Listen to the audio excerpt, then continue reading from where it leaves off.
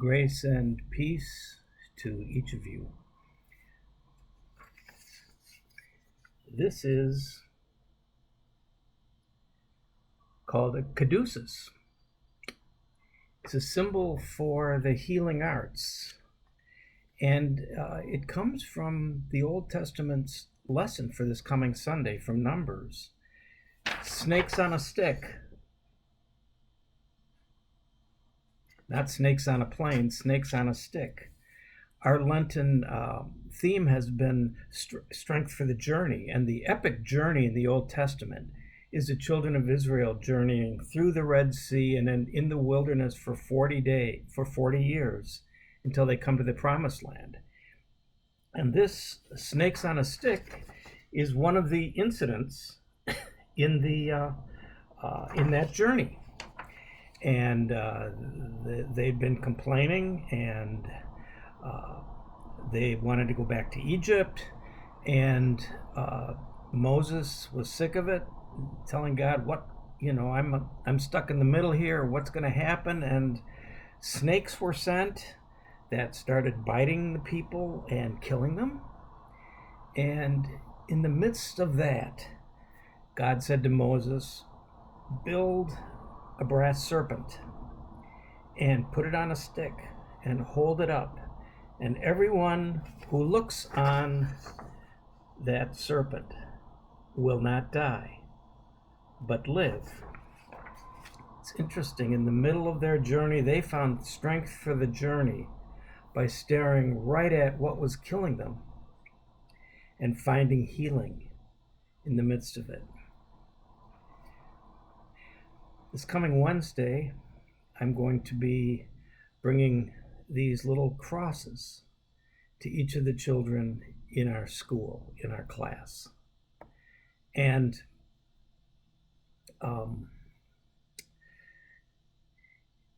Jesus said to Nicodemus in our gospel for this coming Sunday that just like Moses lifted up the serpent and the people who looked on it lived, so the Son of Man will be lifted up on the cross, and all who look on the cross will be saved.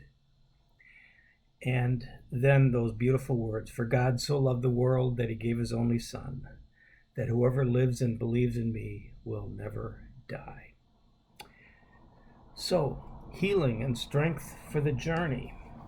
We've been in the midst of a journey, haven't we, in this pandemic. On March 11th, we'll mark a year of being in this journey and surviving the pandemic. Erin Strybis, Strybis, writes an occasional journal that I follow called Nourish. She's a wonderful writer. She was a colleague in the Lutheran National Ministry, and she's an editor for the Living Lutheran magazine. And here's what Erin wrote about the strength for the journey. Right after this huge snow, on Wednesday, my neighbor Chris and I met in the alley on our lunch breaks to begin the long task of unearthing our cars while our sons scaled piles of snow so high they reached the top of our backyard fences. I was angry at our neighbors. Our house fell in the middle of the block. How was it that Chris and I were the only ones out here shoveling? I was angry at the city of Chicago. Why couldn't they figure out a solution for plowing the alleys? I was angry at this snow for simply existing. You might describe what I was doing as rage shoveling. And for a year in this pandemic, we've been angry sometimes that we can't socialize the way we used to. We've been murmuring like the children of Israel in the wilderness. We're tired of all these different streaming services. We're tired of Zoom. We're tired that we can't socialize. We're just tired. She writes, an hour later, I finished cleaning the garage and had become overheated. While shedding my coat in preparation for shoveling out the alley, I thought to myself, perhaps there's a metaphor here. Something about our lives' unseen work being uncomfortable but important. Yes, that's it.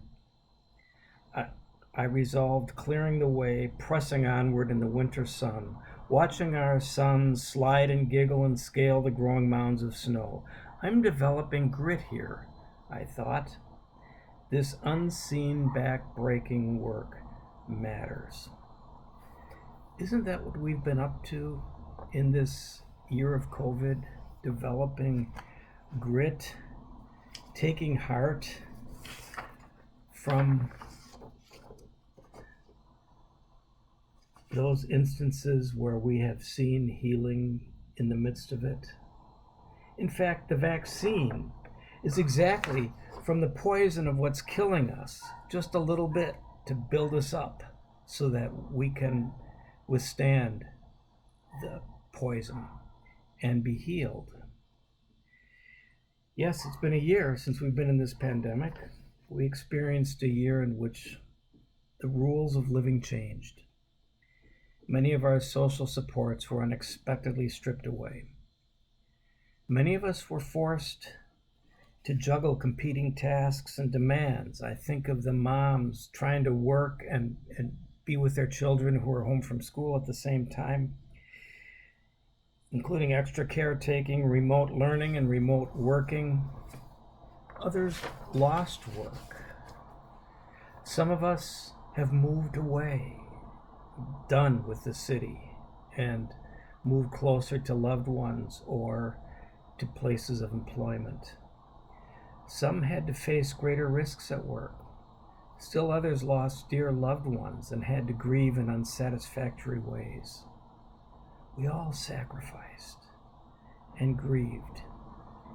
Perhaps you turned to your own version of rage shoveling. And yet we were developing holy grit.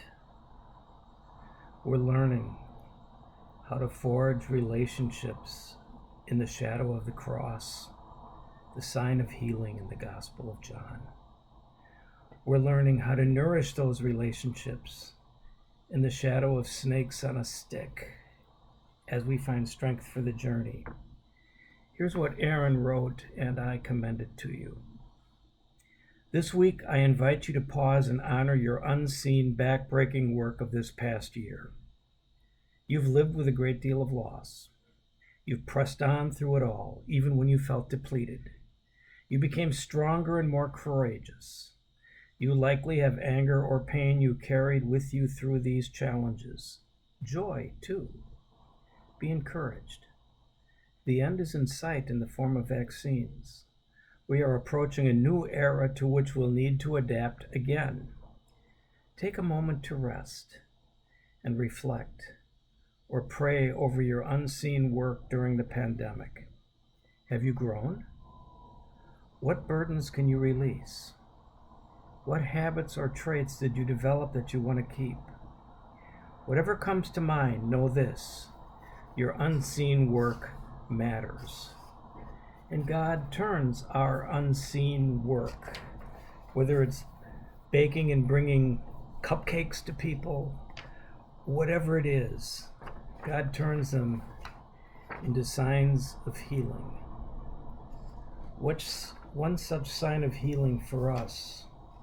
When we were on the journey with our daughter through the wilderness towards her healing, were your prayers and your support. And Martin Marty sent us a beautiful quote with which I'd like to end these reflections. Rest in a cathedral where tourists may gape and gawk, where sellers may hawk and artists sketch and choirs sing. At such places, after the body has fasted, the eye feasts, and for those who have ears to hear, organs roar to drown out the sounds of our stirrings and shufflings. And after the awe-filled roar, the soul welcomes soft sounds of prayer and silence during divine response to prayer and praise. May God grant you true holy grit in these days.